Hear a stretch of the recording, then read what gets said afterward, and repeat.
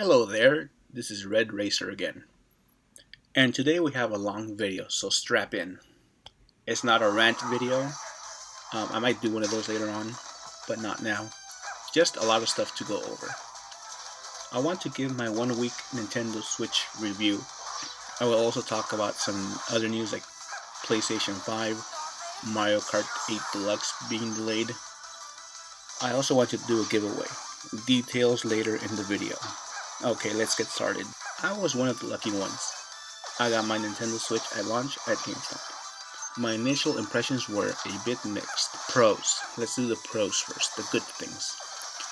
It feels good in your hand. Tablets are inherently uncomfortable to hold. They don't have a rim, so it's hard to get a good grip. You might as well get a case with a keyboard, but then I would just use my laptop. But the Joy-Cons attached make the Switch comfortable to hold with one hand while the other is used to tap the screen, like when you're typing. Super Bomberman R is actually fun.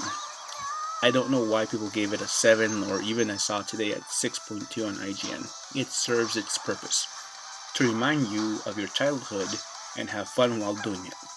Sure, the plot and story are the same old, but who cares? It's meant to entertain you for an hour or so at a time, and it does that very well. However, and I think this is the main reason why it received such a low score, $50 is a lot to ask. I would say $35 would have been perfect.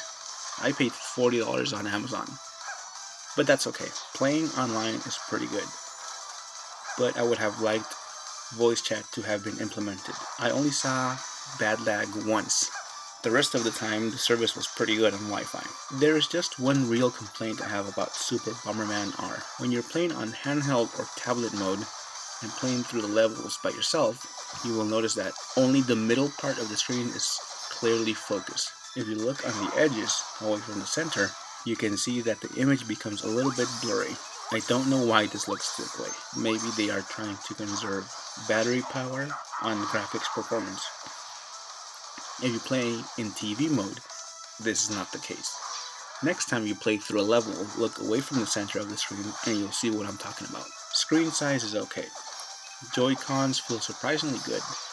My hand measures 7 inches and 5/8 from the base of my hand to the tip of my middle finger. And the Joy-Cons don't feel as small as I thought they would. And this is without the straps, although the straps do make it feel more comfortable. I like the fact that the Nintendo Switch has good out-of-the-box accessories.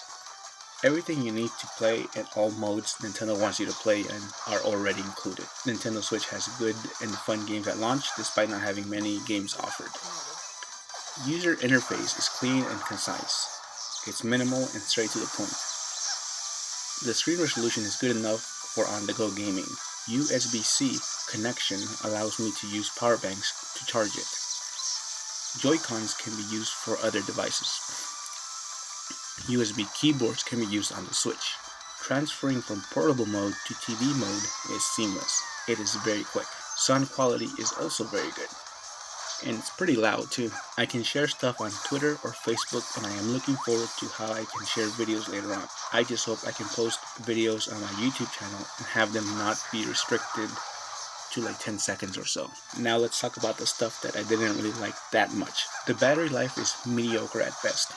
I was playing Super Bomberman R in tabletop mode with both Joy-Cons and Cons in my hand, separated but using them as a single controller, and after half an hour the battery dropped down from 100% fully charged to 74%.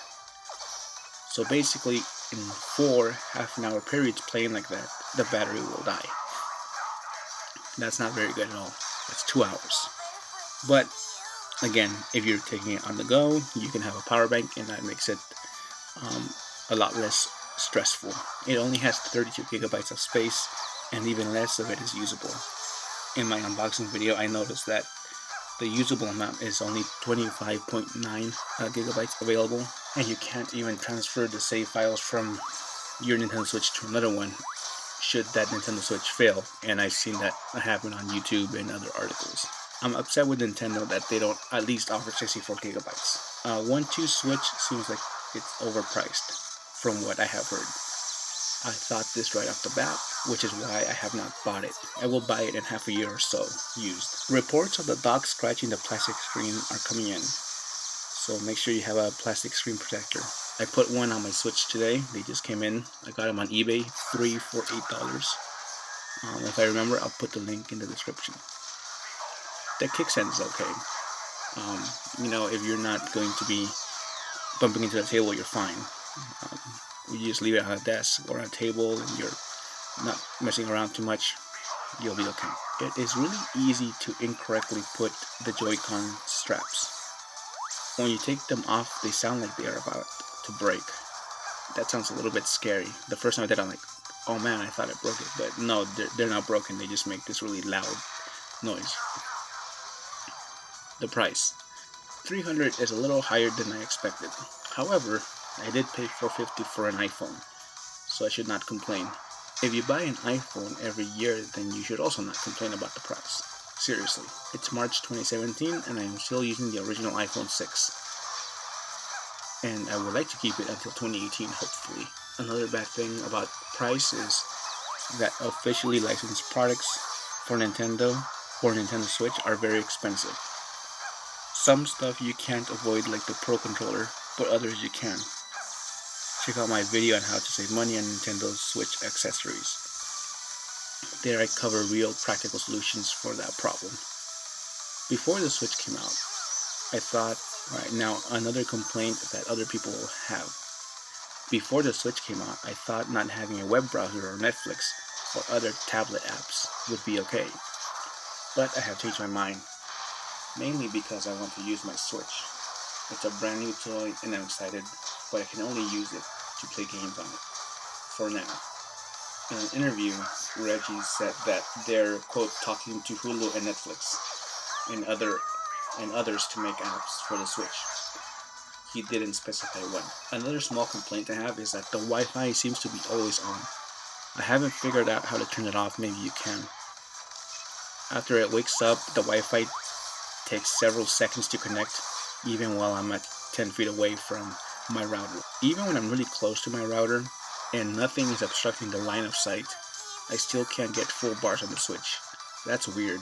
But when I'm navigating through the eShop and posting stuff on Twitter, that seems to be pretty fast. Another thing that people I've seen complain about is that the user interface customization is lacking, unlike the 3DS. In the 3DS you have themes you can change and you can move stuff around. On the Switch you can't really do that.